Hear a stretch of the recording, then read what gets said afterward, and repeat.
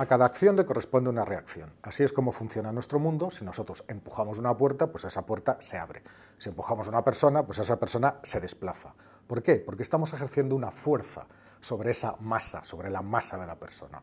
Para calcular una fuerza no hay más que aplicar la ley de Newton, que es F, fuerza, es igual a masa por aceleración. Con esos parámetros podemos adivinar cualquier ley de movimiento, es la segunda ley de movimiento de Newton. Pero imaginémonos una cosa, imaginemos por un momento que empujamos a una persona y esa persona, en lugar de desplazarse en la dirección del movimiento, lo hiciera en dirección contraria, es decir, se viniera hacia nosotros. ¿Qué pasaría? Eso es un comportamiento que no se da en la naturaleza, no lo vemos en nuestra vida diaria. Los objetos, nuestro mundo, no funciona así. Ese objeto tendría masa negativa. Y resulta que un equipo de la Universidad de Washington acaba de crear en laboratorio un fluido de masa negativa. Es decir, un tipo de material que reacciona al revés cuando se le imprime una fuerza. Si lo empujamos, en lugar de ir en la dirección del empuje, se vendría directamente hacia nosotros. ¿Para qué han hecho esto? Bueno, en la naturaleza, las leyes de la naturaleza, en principio, no prohíben que exista masa negativa. Es igual que, no sé, que la carga eléctrica. Tenemos carga eléctrica positiva y carga eléctrica negativa. Pero el mundo que nos rodea solamente nos enseña la parte positiva, entre comillas, de la masa. Es decir, aquella que se acomoda a nuestras experiencias y que funciona según los principios bien establecidos de la física newtoniana. Pero en el universo hay fenómenos que es posible que la masa negativa esté implicada. Fenómenos muy energéticos, lugares muy extraños, como por ejemplo agujeros negros, como por ejemplo estrellas de neutrones, que son aquello que queda después de que una estrella se ha colapsado, un núcleo enormemente denso de materia, ese famoso que una cucharadita de esa materia pesaría lo mismo que una montaña en la Tierra. Bueno, pues ese tipo de objetos tan extremos pueden generar fenómenos que son difícilmente comprensibles.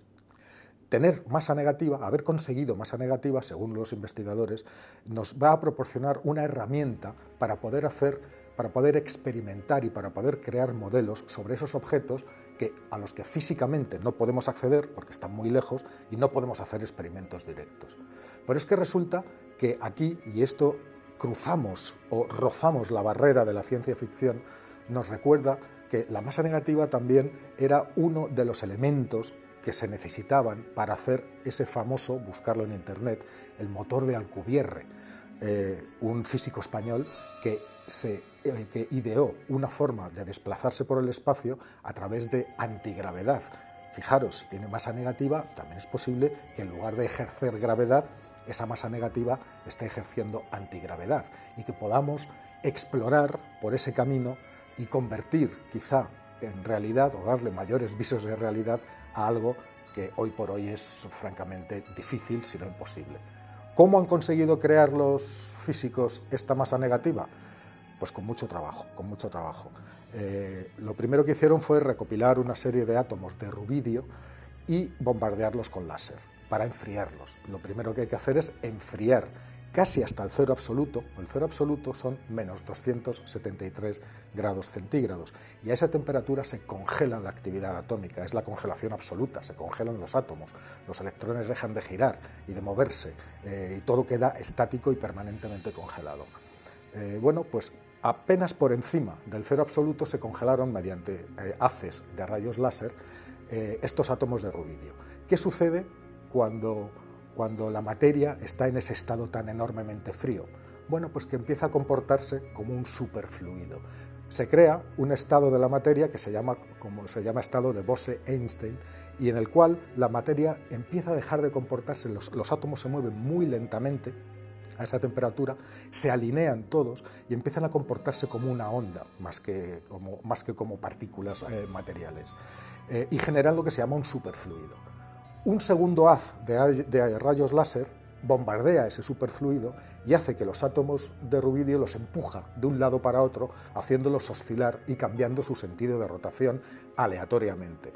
Cuanto más deprisa funciona esto, llega un momento en que los átomos de rubidio empiezan a comportarse como si estuvieran hechos de materia negativa.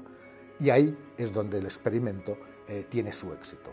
Se había conseguido en laboratorio, ha habido muchos intentos de lograr esto, porque ya os digo, es un puede constituir una herramienta de conocimiento y demás cosas, como hemos visto, realmente importante y realmente novedosa. Se habían hecho más intentos, pero este es el más limpio, el más claro de todos, porque no presenta algunos problemas que otros intentos para crear masa negativa habían presentado en el pasado. Así que ahí la tenemos, dispuesta, preparada para que los científicos la utilicen para distintos experimentos, para distintas fuentes de nuevo conocimiento y para estudiar aquellas cosas misteriosas y lejanísimas del universo que nos rodea y que aún no comprendemos.